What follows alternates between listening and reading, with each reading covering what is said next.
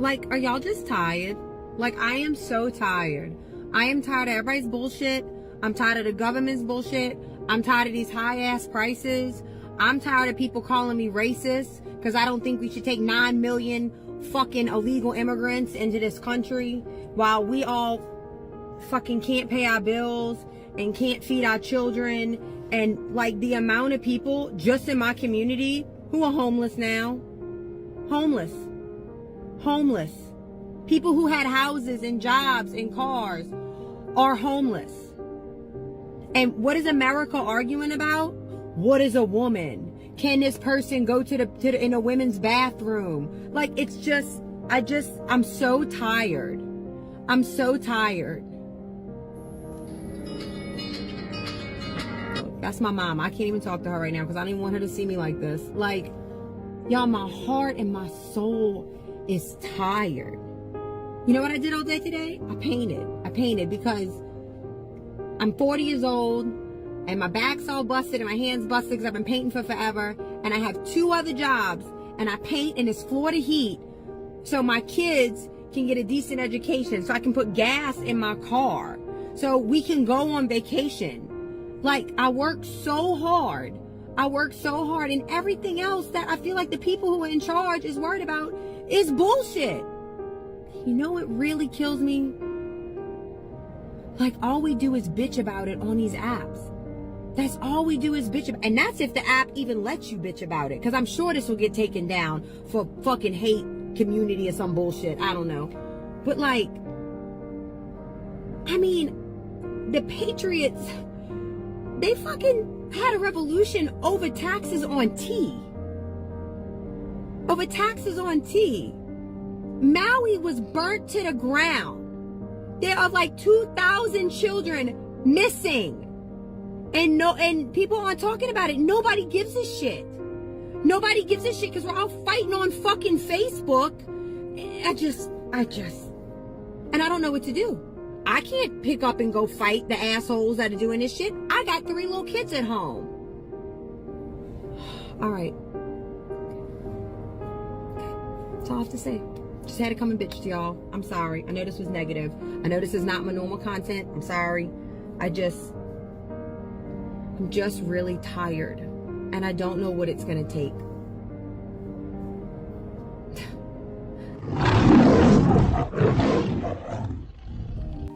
Yep, Tribulation is here.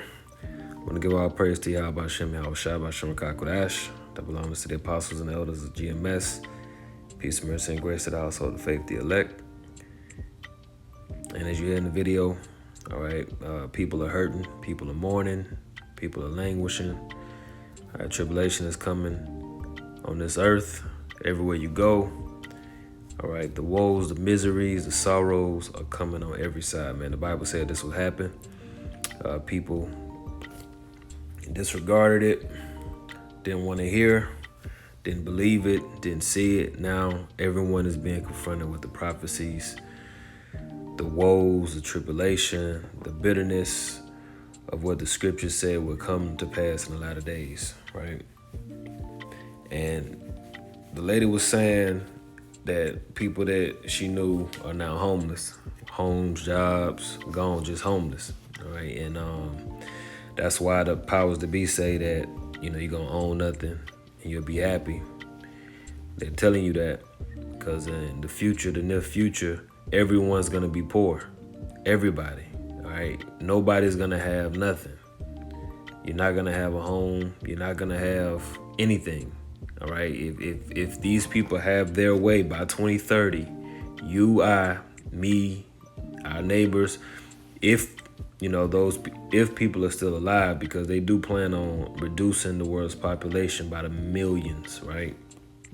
By the billions, honestly. I think it's 8 billion now. They want to take it down to 500 million, they say.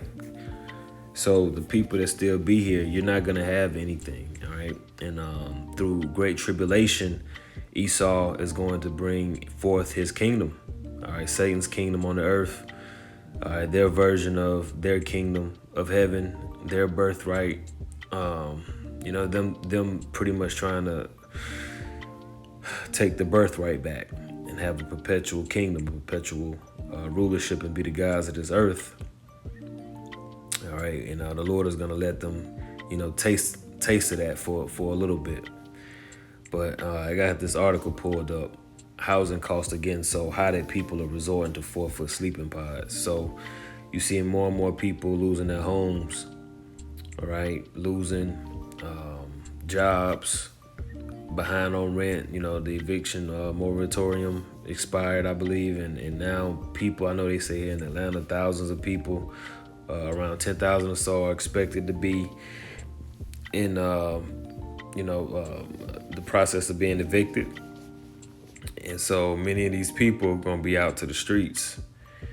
And I was looking up this housing, these pods, and man, this shit is all over the internet. And I got this clip here loaded up because this is in the movie The Matrix. In The Matrix, it took place in the future, and when Neo woke up in the real world, Morpheus told him that humans weren't born anymore, they were grown, and you see them being grown in these little pods. There are fields and found all the 1,000 BTUs of body heat. Combined with a form of fusion, the machines had found all the energy they would ever need.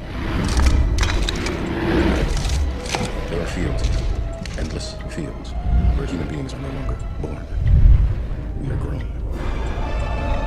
See, so that's a field for the humans, and you see the machines are pretty much doing everything. So that's AI, right? Technology done straight took over in the future, and children are born and they live in these pods. So I found that to be a little interesting, that now they got these pods. And when I did a little search on these sleep pods, this shit is all over. Germany tests sleep pods as a shelter for homeless. London's first pods for the homeless. All right.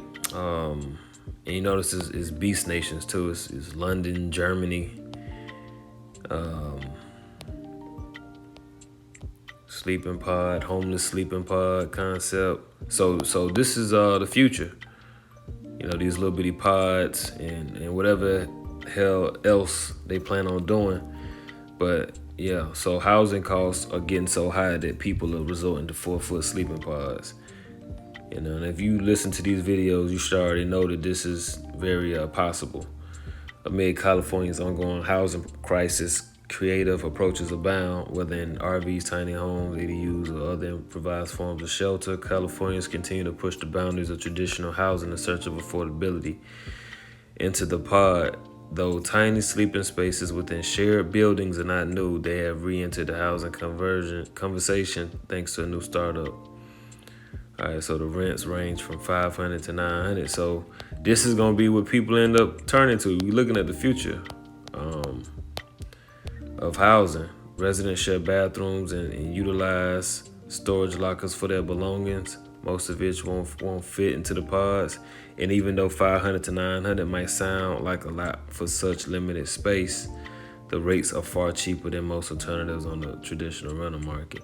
And this to me, this seems like where the universal basic income will come in at. So the UBI cover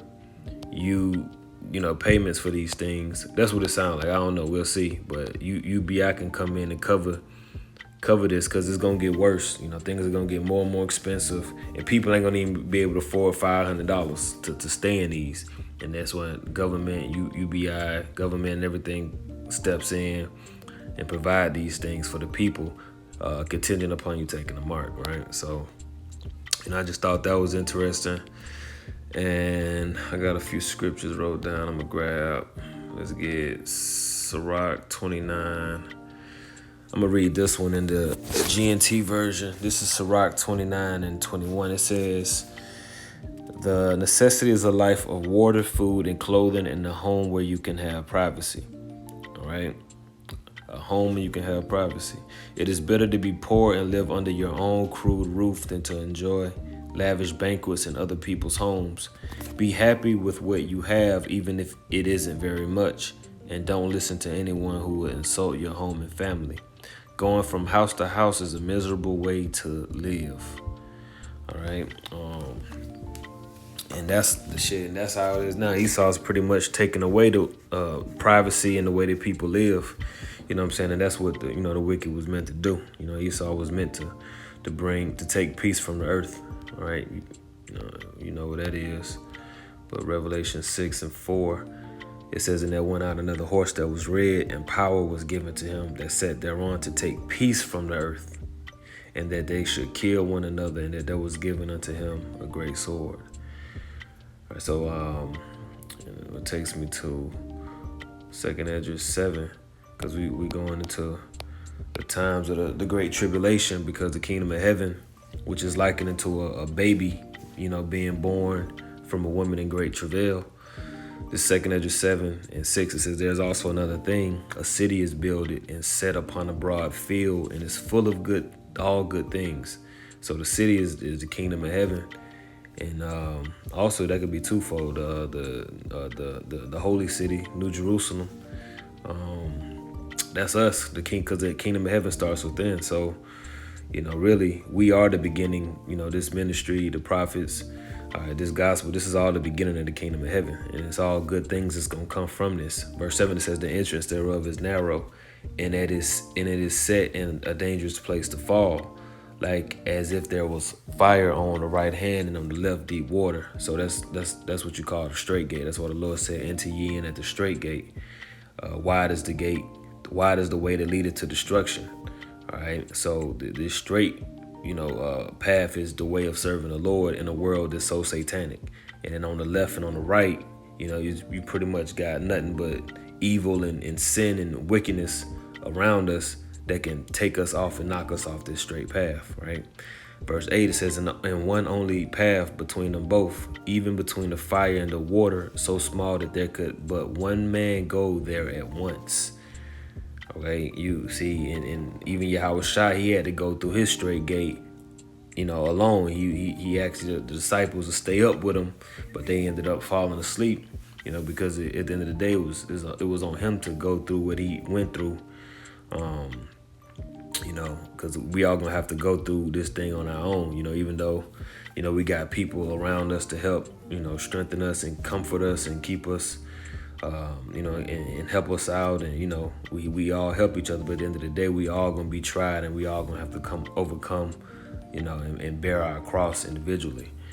Verse 9, if this city were given unto a man for an inheritance, if he never shall pass the danger set before it, how shall he receive this inheritance? So, if this inheritance was like on the other side, if you don't travel the distance to go get it, how you expect to get it? So we talk about the kingdom of heaven, being on the earth, rest from our labors, rest from our captivity, and all these good things. Well, if we don't go through the bad, through the evil, go through conquering death, conquering Esau to get it, how else are we going to obtain it? Because I think it was the prophet Ezra that was pretty much asking the Lord, why is it not just perpetual heaven? Why don't we just live on earth and it's just all good? Why do we have to go through the fall and go through the bad and the evil and and go through all? What was the point of it all? But it's it's all for the Lord's purpose, and for us ultimately to appreciate everything. Because if the Lord didn't have us go through the duality of it all, if he didn't have us go through the bad, we wouldn't really understand the good and appreciate the good. So keep going, verse 10, and as I said, it is so. Then he said unto me, even so also is Israel's portion. Because for their sakes I made the world, and when Adam transgressed my statutes, then was decreased that now is done. Then were the entrances of this world made narrow, full of sorrow and travail.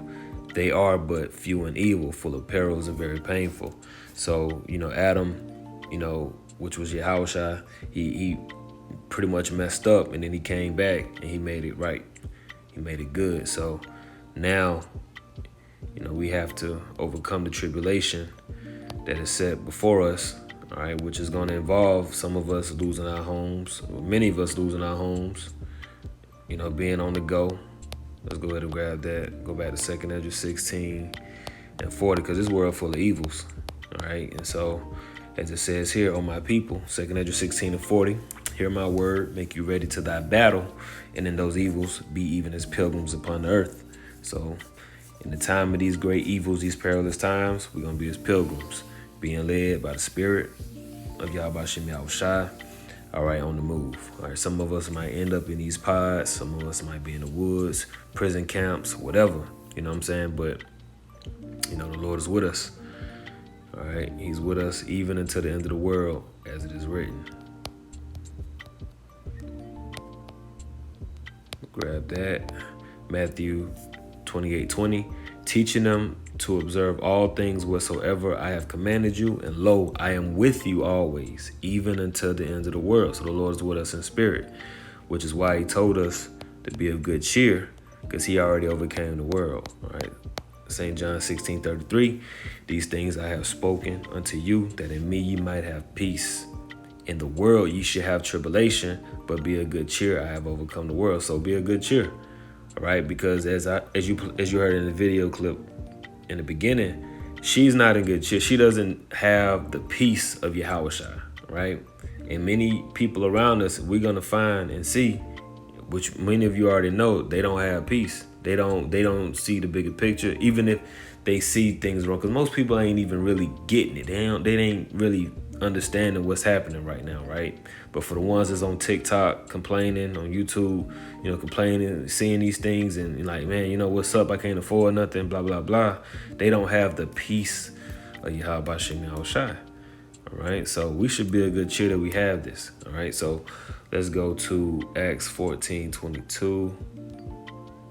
That'd be the last one I grabbed. Acts 14:22.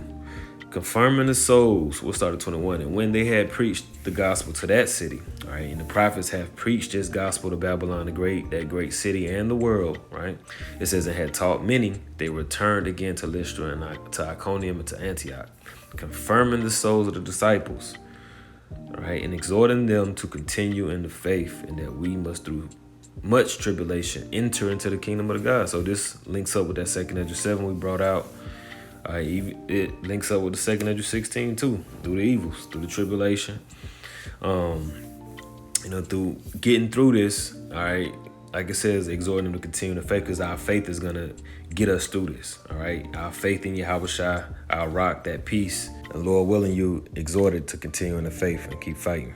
All right, shalom.